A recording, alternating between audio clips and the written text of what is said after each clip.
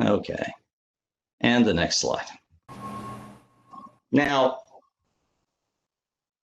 at the beginning, well, actually earlier, I want to say, when did he move them? I believe it was 1940, 41. The president, FDR, had the idea of moving our most advanced bombers, our most threatening bombers, our most potent military and advanced machines close to battle, with the idea that if the Japanese did invade the Dutch Indies for oil, we would be right there and would be able to do some kind of counterpunch, and be able to take off in a drop of a hat.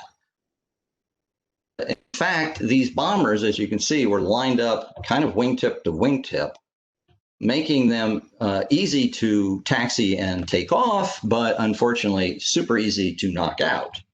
And that's what happened. In fact, the Japanese went out of their way to bomb Clark Air Base, where this forward deployment was, and the deterrence got flipped on its head. It invited the attack the way it was done. And what this suggests is that, just being able to threaten someone with retaliation isn't terribly credible if they can strike you first and you can't survive their first strike. In any case, this was not just an example that resided in the aviation area, but there was a obvious parallel with Pearl Harbor. Why don't we go to that next?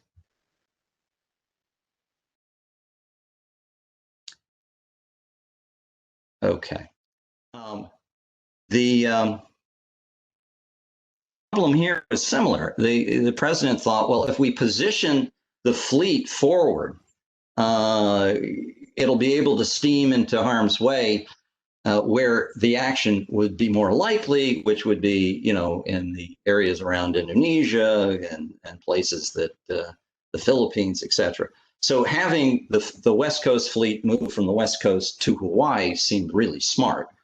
But then again, we didn't really do our homework. There was a attack that occurred in Europe that the British conducted. So we had all the reason in the world to know about it in November of 1940.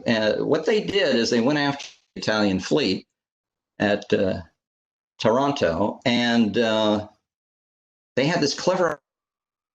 Part of the problem with using torpedoes off of airplanes is that once you drop them, they're really heavy and they would go deep. And a lot of these harbors where there would be ships were not deep, and the torpedoes would get buried in the mud and maybe not even go off, but certainly wouldn't hit their targets. So the British came up with a smart idea of putting wooden fins on the back of the torpedo, and guess what? It didn't get stuck in the mud, and it was extremely effective. The Japanese took note, and they changed all their torpedo fins, you guessed, to wood. We did not really think about this, and not enough. And I'm sure there were nets and protections around some of these things, but the long story short, I think we relied too heavily on how shallow the harbor was, and it did not work.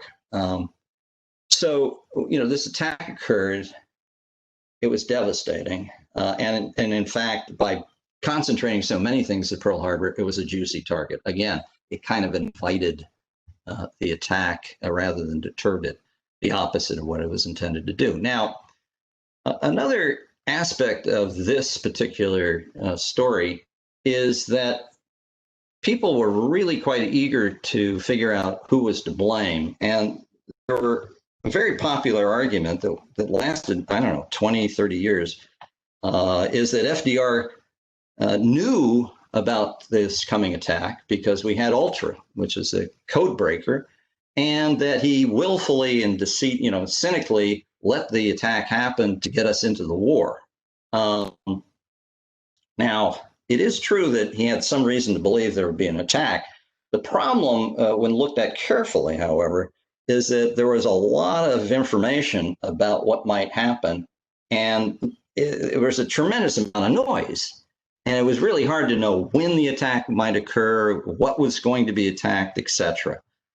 Look clear in hindsight, but the takeaway here is that if you have absolutely precise information about how you're going to be attacked and when, you probably can avoid being attacked, and therefore, strengthen your ability to deter the attack because you will be able to retaliate. But if you don't have that information, your only alternative is to have defensive, passive, and active that can deal with a wide bandwidth of uncertainty, to deal with that noise, lack of clarity of intel. And clearly that didn't happen here either.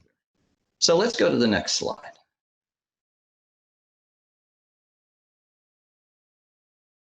Okay.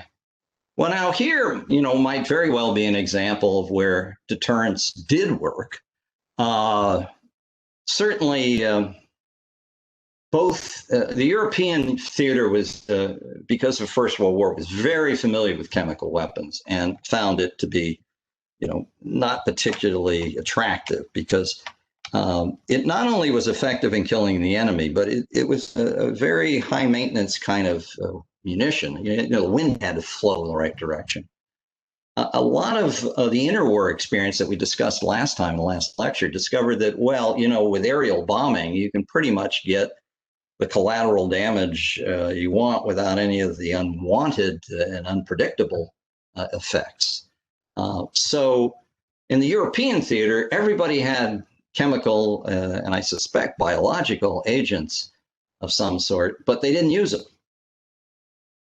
In the Eastern theater, it was different because not everybody had them. The Chinese in particular didn't, and they were turned into guinea pigs. It was quite grotesque what the Japanese did.